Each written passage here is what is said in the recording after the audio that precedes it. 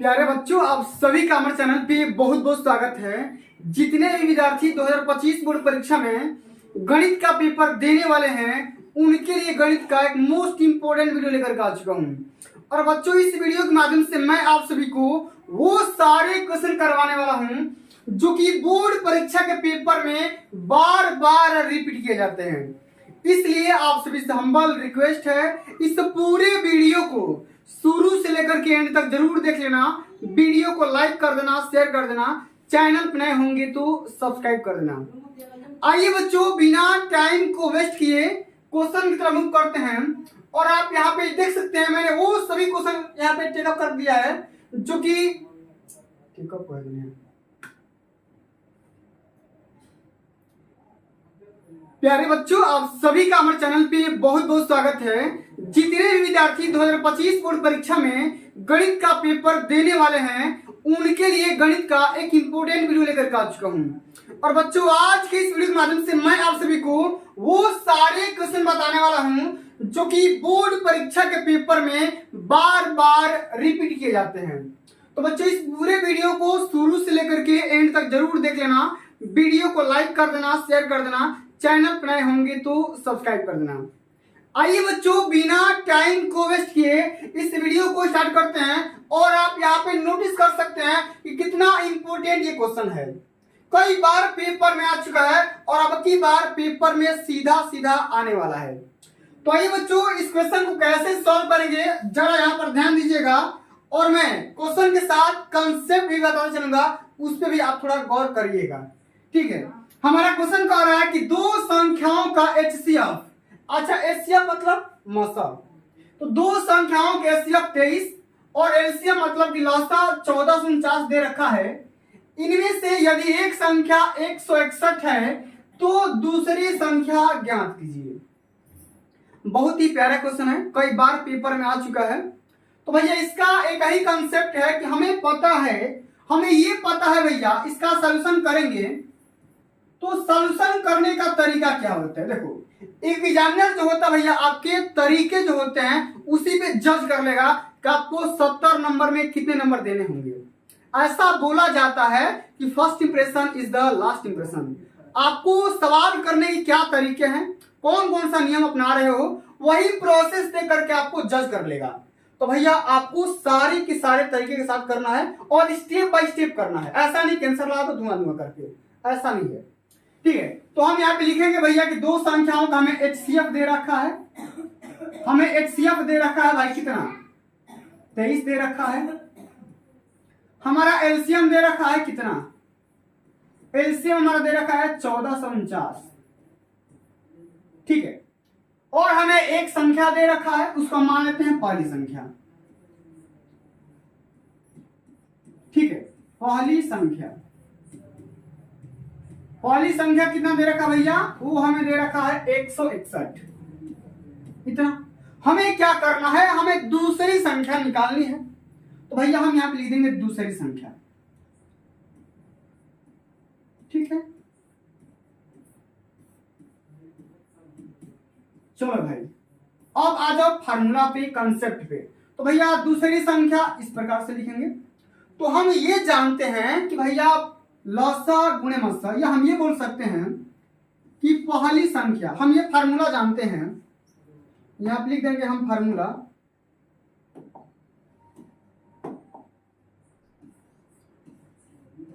कि पहली संख्या गुणे का दूसरी संख्या। ठीक है, बराबर क्या होता है भाई, ये होता है एचसीएफ इंटू एलसीएम, यानी कि मासा गुणे लासा यानी कि एलसीएम। इतना चीज ये भैया फार्मूला आप सभी को पता होना चाहिए और इसी प्रकार से स्टेप बाय स्टेप आपको करना पड़ेगा। तो पहली संख्या हमारा दे रखा 161।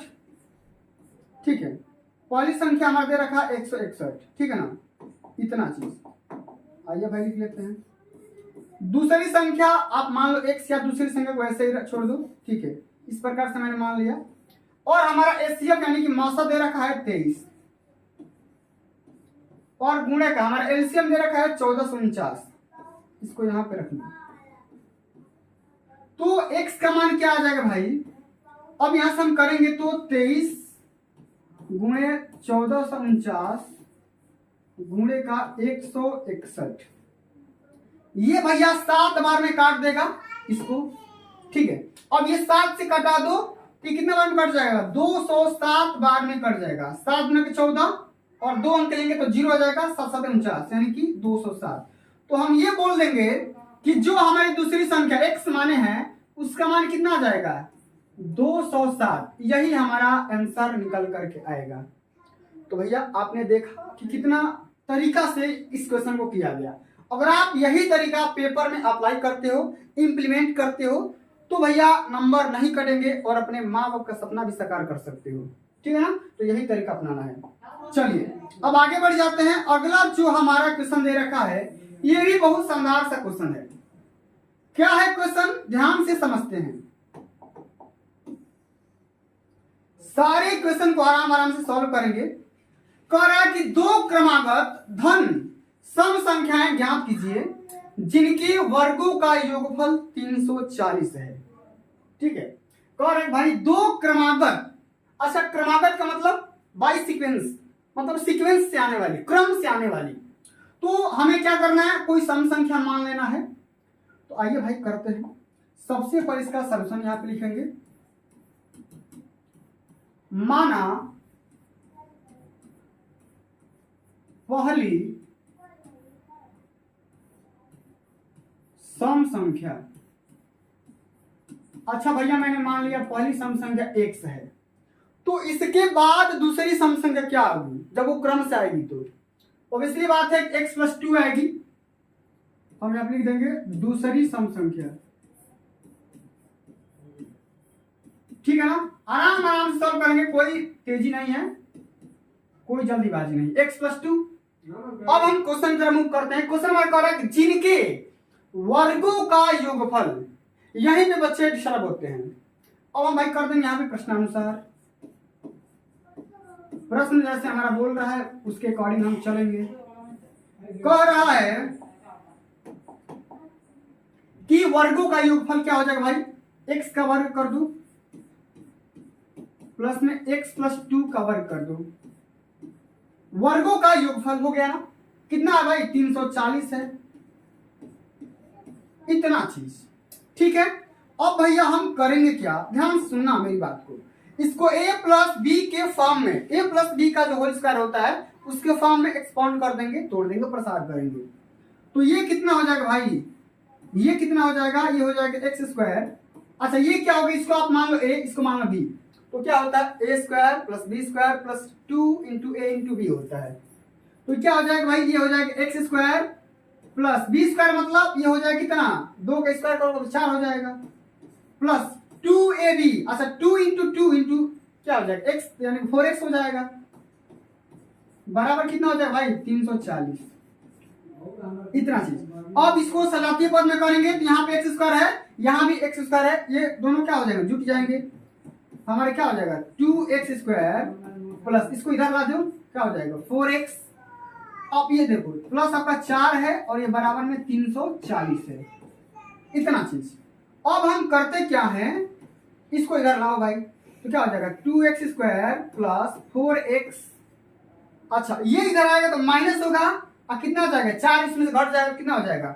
माइनस में 336 हो जाएगा। होगा या नहीं होगा? होगा या नहीं होगा? एक बार कमेंट करके बताओ। इतना चीज। अब हम करेंगे क्या मेरे भाई? 2 से दोनों पक्षों में डिवाइड कर देंगे। ठीक है ना? 2 से दोनों पक्षों में जब आप डिवाइड करोगे तो जो नया समीकरण आएगा कितना आएगा? एक्स स्क्वायर प्लस 2x कितना आएगा? X square plus 2 into x minus ये आ जाएगा। अब 2 से भाग कर दो तो 2 एक कम 2, 2 छक्का 12 और 2 8 16 यानी कि 168 बराबर 0। अब हमें करना क्या है मेरे भाई कि इसको देखो 168 लाना है, 2 का फैक्टर करना है। आओ भाई करते हैं। 168 लाना है, एक बार 14 में 16 से गुणा करके देख लो कितना आएगा? 6 चौके 24, ये तो होगा नहीं भाई। ठीक है, एक बार 14 में 12 से गुणा कर दो, कितना आएगा? 12 चौक 48 के 8 और 12 चल 16। एकदम बिल्कुल मैंने सही पकड़ लिया। 12 और 14 का यहाँ पे फैक्टर होगा, ठीक है, जो कि हमारा 168 आ जाएगा। तो हम क्या करेंगे, x square plus 14x minus का 12x, ठीक है, 14 में से 12 घटाओगे 2x आ जाएगा और गुणा करोगे 168 एक्स स्क्वायर आ जाएगा। इतना तो भाई बेसिक बात है, आप लोग जानते ही होंगे, बराबर 0। तो ये हमें क्या हो जाएगा, इसमें कॉमन कर लो तो x प्लस 14 हो जाएगा, या x कॉमन कर लो तो कितना हो जाएगा, x प्लस 14, इसमें माइनस 12 कॉमन कर लोगे तो इसमें x प्लस 14 आ जाएगा, बराबर 0। तो मेरे भाई यहाँ पे x प्लस 14 भी है, यहाँ भी है, तो भाई दोनों कॉमन कर लेते हैं। x प्लस 14 एक रूट में आ जाएगा, एक कॉमन में आ जाएगा, इस प्रकार से x माइनस 12 आ जाएगा। अब हम क्या करते हैं, गुणा के फॉर्म में आ गया और दोनों को बारी बारी से गुणा कर लेते हैं। तो क्या हो जाएगा, x प्लस 14 बराबर 0। तो x का मान यहाँ पे क्या आ जाएगा, माइनस का 14। भैया ये तो अमान्य हो जाएगा क्योंकि हमने x का मान धनात्मक लेना है, धन संख्या लेना है। यहाँ पे अगेन अगर करते हैं, इसको 0 करते हैं, x माइनस 12 बराबर 0। तो यहाँ पे x का मान क्या आ जाएगा, x का मान आ जाएगा 12, कितना आ जाएगा 12। तो ये मान्य हो जाएगा कि भैया यहाँ पे जो 12 आ रही है संख्या धनात्मक है। तो हमसे यही पूछा गया है कि दो क्रमागत धन सम संख्या निकालिए। तो हमने छोटी, सबसे छोटी या पहली सम संख्या माना था क्या, x माना था, x का मान 12 निकल करके आ गया।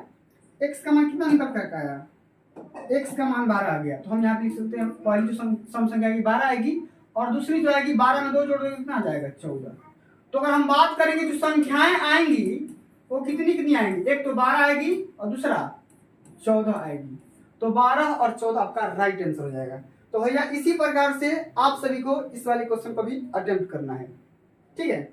चलो भाई अब आगे बढ़ जाते हैं। हमारा अगला जो क्वेश्चन दिया गया है, ये भी क्वेश्चन लॉसा और मौसा का चैप्टर से दिया गया है।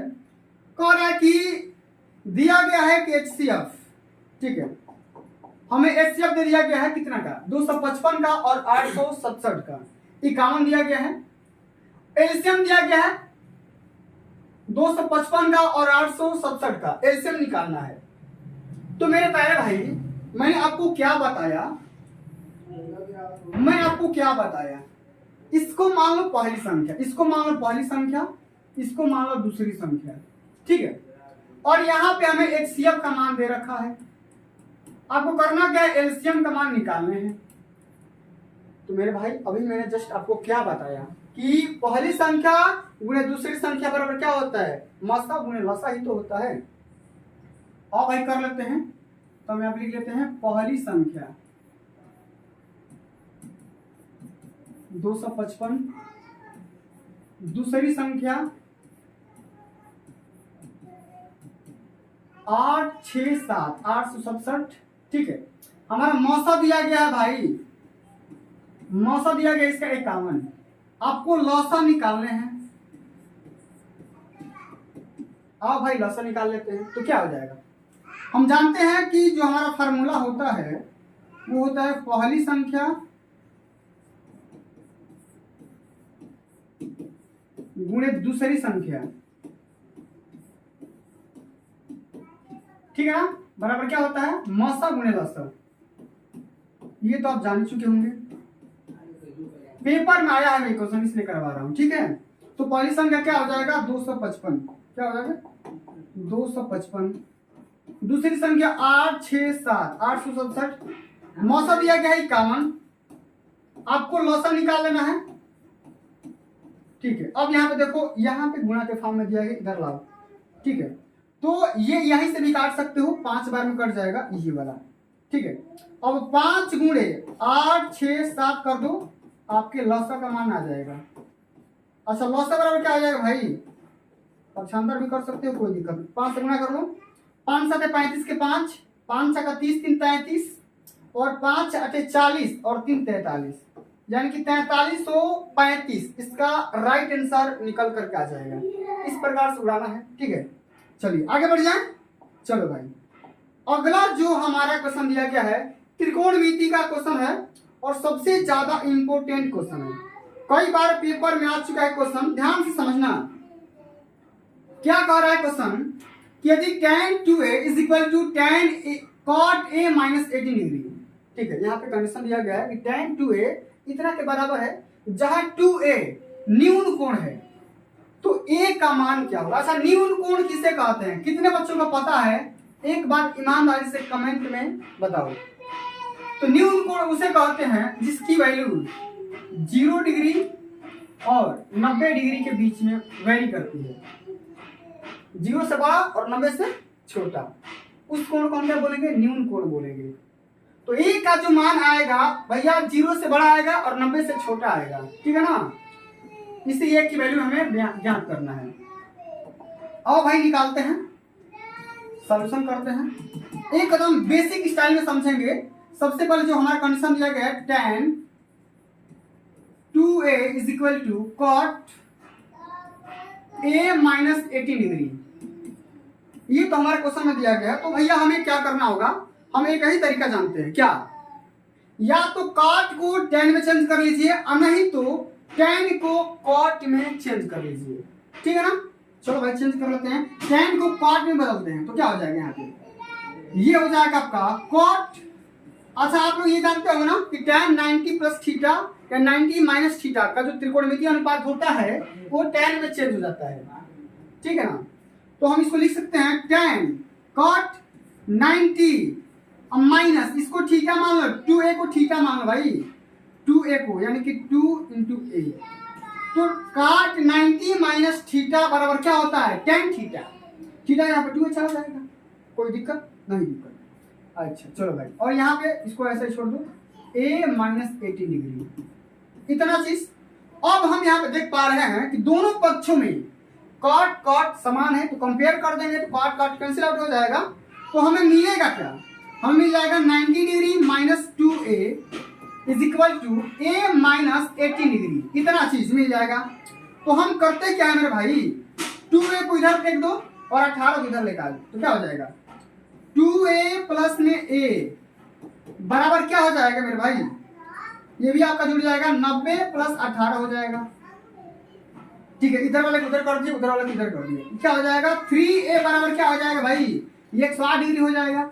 अब ये कैंसिल आउट हो जाएगा, 3 से काट दो तो क्या होगा, 108 बट्टे का 3, अभी कितना बार में कटेगा भाई, 36 बार में कट जाएगा, क्या देख लो, 3 6 हाँ 36 बार में कट जाएगा।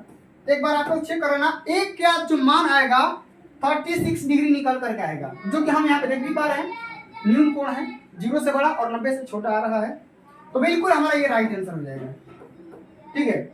इसी प्रकार से सारे क्वेश्चन की तबाही कर देंगे, तबाही ला देंगे, ठीक है। चलो अब की बार पेपर में हर बच्चा 95 प्लस स्कोर करना चाहिए। अच्छा भाई, एक और खतरनाक क्वेश्चन आ गया, ये पहली प्रश्नावली का ही क्वेश्चन है।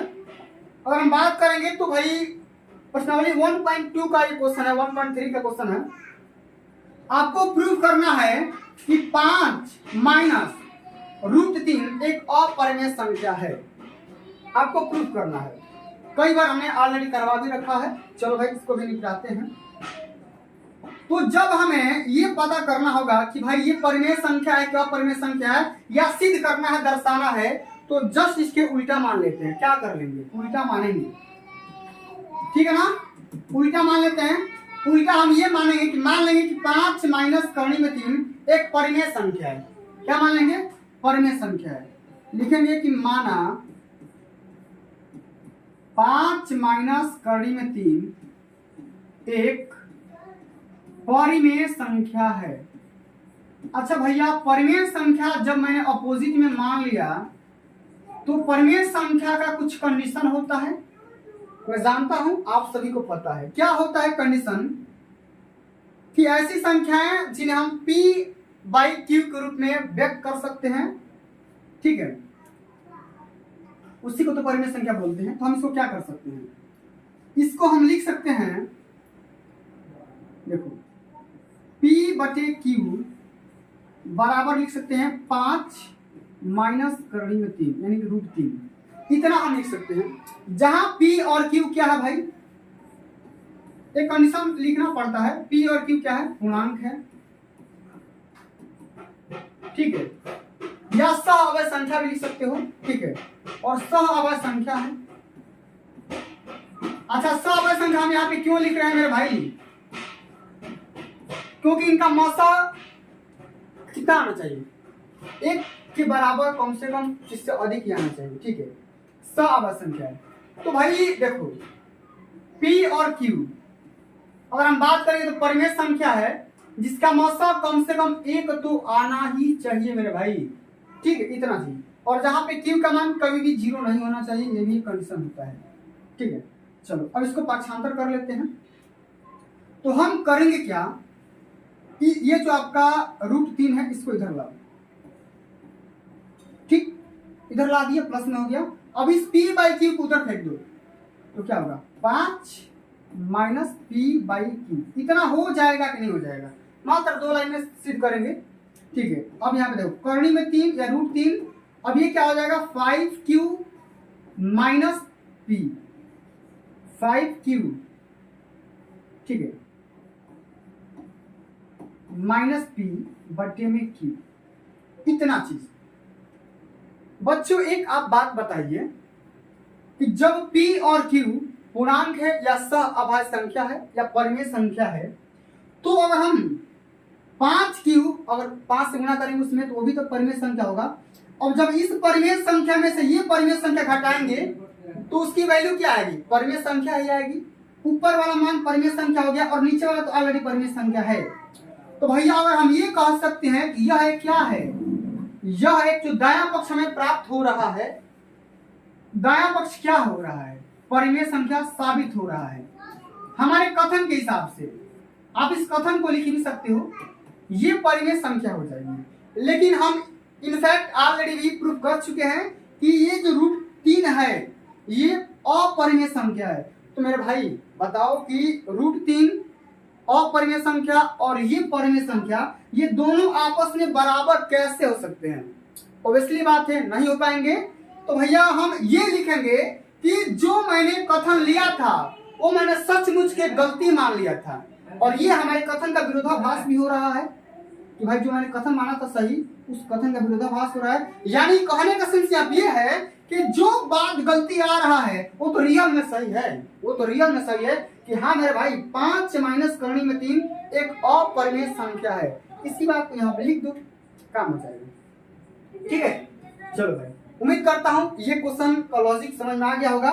चलिए अब आगे बढ़ जाते हैं। अगला जो हमारा क्वेश्चन पूछा गया है त्रिकोणमिति का क्वेश्चन है, और इसको मैंने ऑलरेडी निपटा चुका हूँ, वही क्वेश्चन रिपीट हो गया है, कोई दिक्कत ना है। चलिए अब ये भी क्वेश्चन कई बार पेपर में आता है भाई, 4 नंबर में ये क्वेश्चन टपकता है पेपर में। आइए भाई इसको भी धुआं करते हैं, एकदम बेसिक भाषा में हल करेंगे। कह रहा है क्वेश्चन की व्याख्या करके बताइए कि 7 × 7 × 11 × 13 + 13 भाज्य संख्या है। अच्छा भाज्य संख्या है तो क्यों है आपको प्रूफ भी करना है, ठीक है ना। चलो भाई हम मान लेते हैं कि 7 × 11 × 13 और प्लस में हमारा 13, ये संख्या दी गई है। ठीक है, एग्जामिनर यही पूछना का प्रयास कर रहा है कि जो लास्ट में 13 आ रहा है, किसी भी संख्या में 13 जोड़ेंगे तो भैया वो तो अभाज्य संख्या होगी, क्योंकि 13 भी खुद एक अभाज्य संख्या है। लेकिन ऐसा नहीं है, ऐसा नहीं है मेरे भाई। हम करेंगे क्या, इसमें ये जो आपका कैलकुलेशन दिया गया इसमें 13 को हम क्या कर लेते हैं, कॉमन कर लेते हैं। तो हमें क्या मिल जाएगा 7 × 11 प्लस में यहाँ पे 13 जो मैंने कॉमन कर लिया तो यहाँ पे तो 1 ही तो बचेगा, 1 इतना चीज।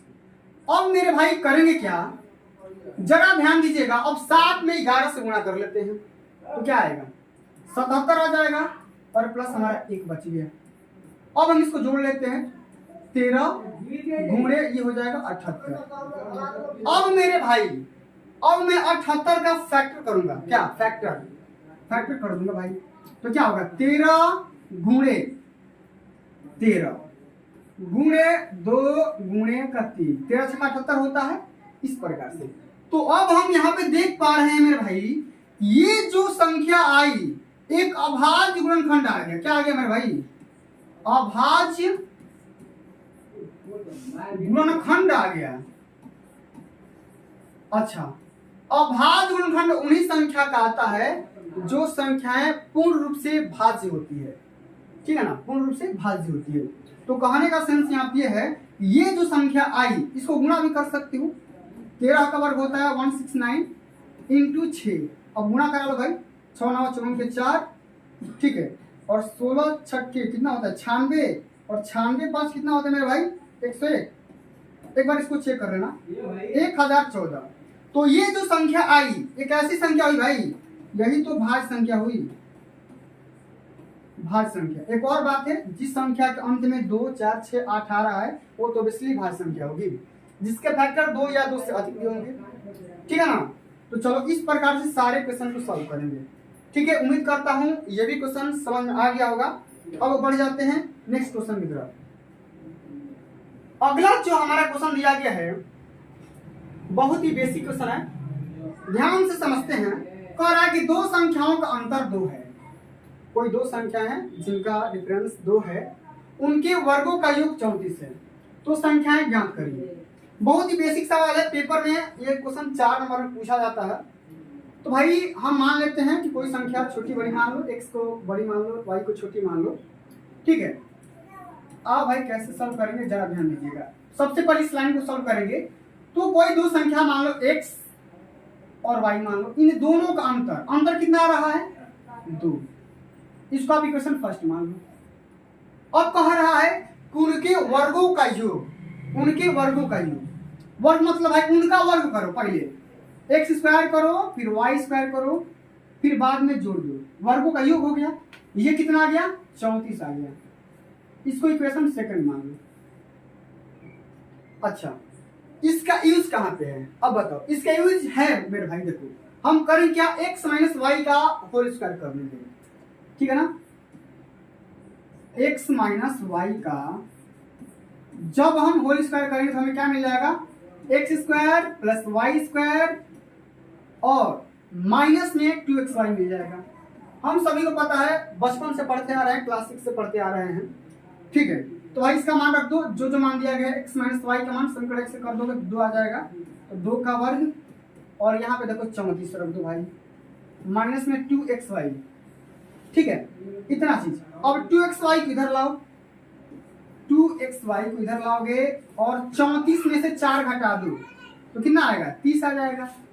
अब 2 से भाग कर दो दोनों पक्ष में, तो x इंटू वाई का मान कितना आएगा मेरे भाई 15 आ जाएगा। अब एक लॉजिक बताता हूँ, चाहोगे तो यहीं से निपटा दोगे कि दो संख्याओं का गुणनफल 15 और उनका जो अंतर है 2 आ रहा है, तो इसलिए बात वो संख्याएं 5 और 3 ही होगी, क्योंकि 5 में 3 से जब गुणा करेंगे तो 15 आएगा और 5 में से 3 घटाएंगे तो 2 आएगा। लेकिन ये तो लॉजिक है, लॉजिक है, ठीक है।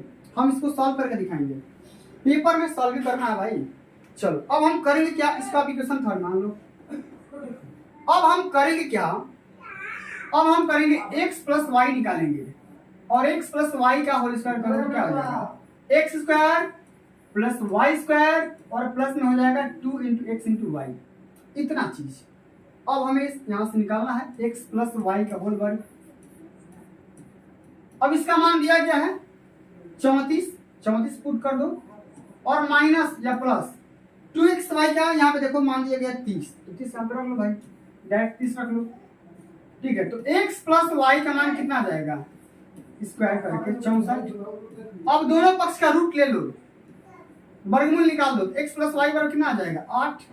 इतना भाई हाई स्कूल में आ गए हो, इतना जानते होगे, ठीक है। इसको आप इक्वेशन 4 मान लो। अब हम करेंगे क्या, इक्वेशन फर्स्ट को और इक्वेशन 4 को सॉल्व करेंगे। x माइनस वाई बराबर कितना दिया है 2 दिया गया है, सॉल्व कर लेते हैं, यानी कि जोड़ देंगे y से y कैंसिल आउट हो जाएगा, यानी कि 2x बराबर 10 आ जाएगा। तो x का मान कितना आ जाएगा 5, x का मान 5 आ गया। अब इस x का मान आपको जिस इक्वेशन में रखने का मन कर रहा है रख दो, y का मान आ जाएगा, रख लो भाई। क्या आ जाएगा x मतलब 5 माइनस वाई बराबर 2, तो माइनस वाई बराबर 2 माइनस 5 यानी कि माइनस वाई बराबर का माइनस 3, वाई बराबर 3 निकल करके आ जाएगा। तो मेरे भाई x का मान 5 और y का मान 3 निकल करके आ जाएगा। इसी प्रकार से सारे क्वेश्चन को अटेम्प्ट करना है।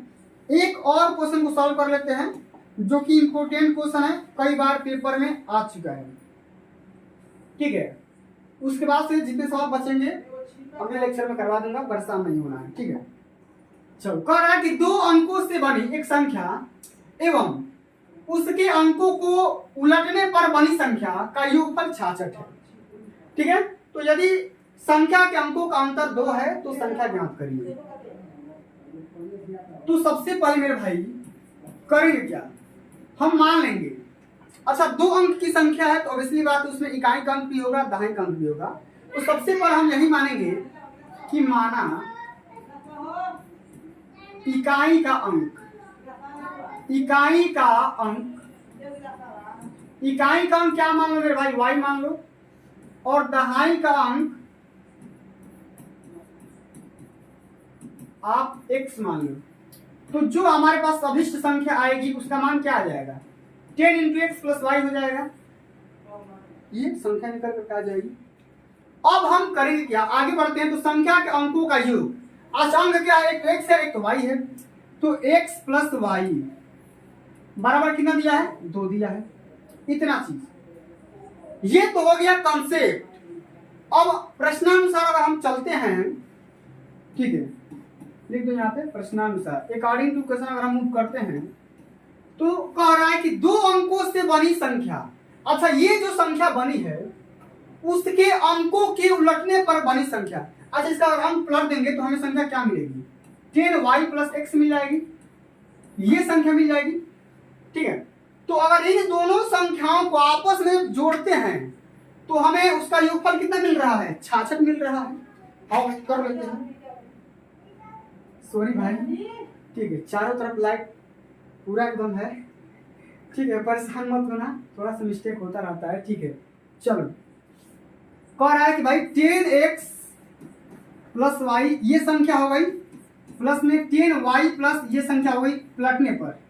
अब दोनों का योगफल 66 आ रहा है, तो हम ये करेंगे कि 10x अगर ये कितना हो जाएगा, ये हो जाएगा 11x प्लस 11y बराबर 66। अब दोनों पक्षों में 11 से डिवाइड कर देते हैं तो हमें क्या मिल जाएगा, हमें मिल जाएगा x प्लस वाई बराबर मिल जाएगा कितना, 11 छक्का 66 यानी कि 6 मिल जाएगा। तो मेरे भाई इसको आप इक्वेशन फर्स्ट मान लो और इसको आप इक्वेशन सेकंड मान लो। अब दोनों इक्वेशन को सॉल्व कर दो भाई फटाफट। यहाँ पे अंतर दिया है मेरे भाई, ये देखो ये अंतर है, थोड़ा सा मिस्टेक हो गया, आप लोग एक बार देख लेना, ये अंतर है, माइनस है, x माइनस वाई बराबर ये आपका 2 आ गया। सब कर लो, ये हो जाएगा 2x बराबर 8 यानी कि x बराबर कितना आ जाएगा 4, x का मान आ गया 4। तो भाई y का मान क्या आ जाएगा, अब किसी भी इसमें भी रख दो, x का मान 4 प्लस y बराबर 6, तो y का मान है कितना 6 माइनस 4 मतलब y का मान क्या आ जाएगा 2। आपको क्या करना है, संख्या निकालना है। अच्छा संख्या क्या माने थे, 10x प्लस वाई, अच्छा 10 गुणे x का मान क्या आ गया, x का मान 4 आया, प्लस y का मान कितना आया 2, तो 40 प्लस 2 कितना आ जाएगा 42। ये आपकी संख्या निकल करके आई 42y, ये आपकी अभिष्ट संख्या निकल कर गई। तो प्यारे बच्चों आज के लिए बस इतना ही। अगर ये सेशन आप सभी को अच्छा लगा होगा, हेल्पफुल लगा होगा तो सेशन को लाइक कर देना, शेयर कर देना। अभी तक चैनल पे नए हो, सब्सक्राइब नहीं किया हो, सब्सक्राइब कर देना। जल्द ही मिलते हैं अगली वीडियो में, तब तक के लिए जय हिंद, जय भारत, वंदे मातरम।